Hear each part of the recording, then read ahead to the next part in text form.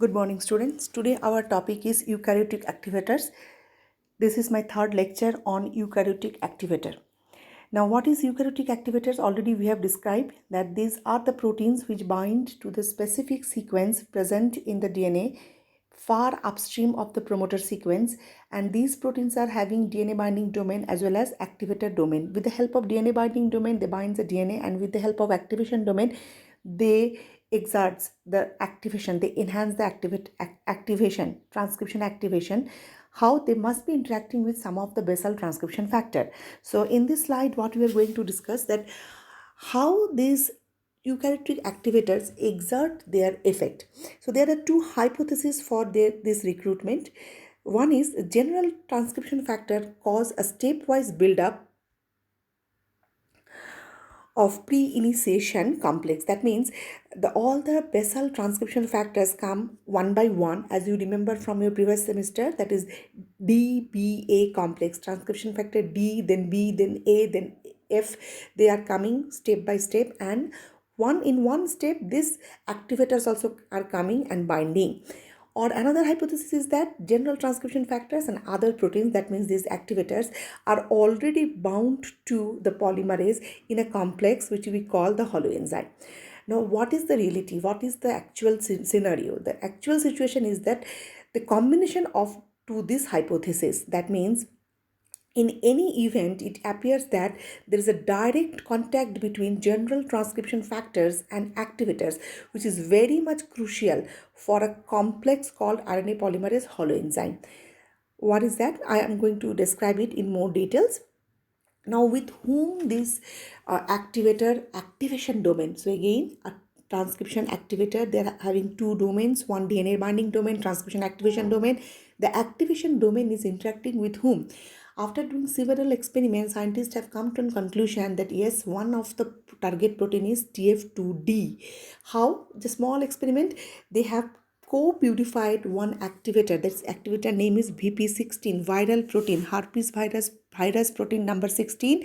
That's an activator. When they purified, they found that TF2D is also present there, and we all know that TF2D is the rate limiting for transcription in some of the system, and TF2D is very important target of VP16 transcription activating domain. This experiment gave an idea that TF2D is one of the target of any transcription activators activation domain.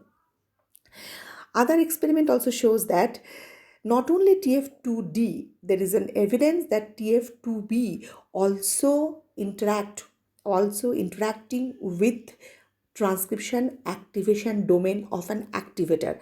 Some activators appears to stimulate transcription by facilitating the binding of TF2B to the pre-initiation complex, and more studies shows that it interact with TF2B and then sequentially TF2F and then the polymerase RNA polymerase 2 to the pre-initiation complex.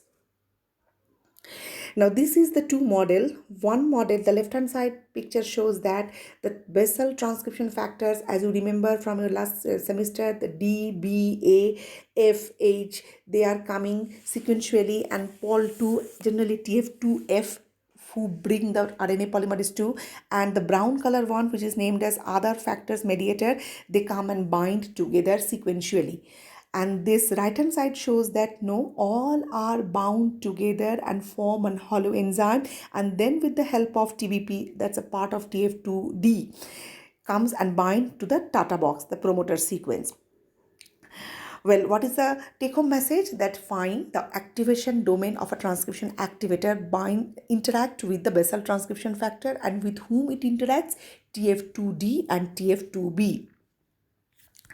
Now, when we come to the interaction among the activators, meaning activators, how they themselves interact, there are two things to remember from this slide, that most of the activators are they prefer to be a dimerized form. Okay, so it may be homodimer, it may be a heterodimer, but most of them are actually dimerized. And some cases, some specific factors bound to different DNA target sites can collaborate in activating a gene. That means not only one activator we are talking here, multiple activator together in a collaborative manner also can exert their effect. Here come the dimerization. Already just I mentioned dimerization. It gives an advantage as it increases the affinity between the activator and its DNA target. So the binding will be very, very specific. That gives a very firm interaction with the basal transcription factor, and it can be homodimer, it can be heterodimer also. Now, action at distance, as we from the first day I'm mentioning, the activators actually enhance our sequence, the DNA element which is present far apart. Now, the question is that how, being so far from the target site, how they are exerting their effect. There are four probable models scientists have proposed. What are those? Number one, change in topology. Number two, sliding model. Number three, looping model. Number four, facilitated tracking model. You need to remember, this is a very, very important question. Now, this is the diagram. See, there is a loop. One green color, blue color is the activator and the element and the DNA sequence where it bounds, and the P is orange color, that is the promoter sequence. So if it is very far apart, it can change the topology. It can change the topology and bring them together. It may seems like it's far after looping and after coiling, but actually if you see the top view, these two are very close to each other. The second one, that is the B, is sliding. The element is there, but the activator has gone slided towards the basal transcription complex. The third one is the loop formation. You can see how the loop formation brings them together. And the fourth one is that first a small loop and then tracking. That means the loop becomes big enough and to bring them closer to each other, close to each other. Well, after that, we are now going to study one very, very important assay. This assay named as CHIP assay, chromatin immunoprecipitation assay. And what is the why people are doing this assay? In order to know whether a certain protein and DNA they interact. There may be different way you can prove that DNA and protein interact, but this is a very, very straightforward and very conclusive result you'll be getting. DNA and protein interaction is present at a given location, that means a specific site in a given condition and at a particular time. Okay, so what is the experiment?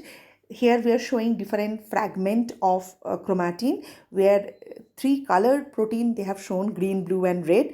And if a protein, let's say if the protein A, B, C, the B is really bounded there, and I have a antibody specific for protein B. So what I can do, I can incubate with the antibody and can pull down if the antibody is bound with streptavidin or it is bound with an agarose bead. I can pull down by simple centrifugation that fragment.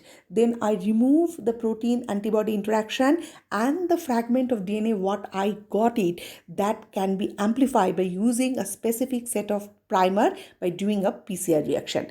So again, let me brief about what is this method, what is the procedure. Now the procedure is that this experiment named as CHIP assay, CHIP, chromatin immunoprecipitation. First thing, you need to ensure the protein and DNA interactions are there.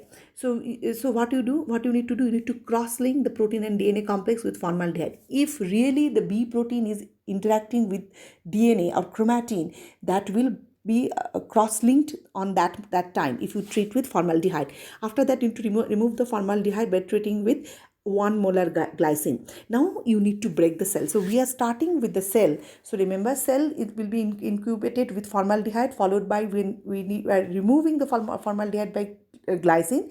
Then we are breaking the cell with the help of some protease inhibitor. Why? I don't want my protease will come and chew my protein. So I will use some protease inhibitor.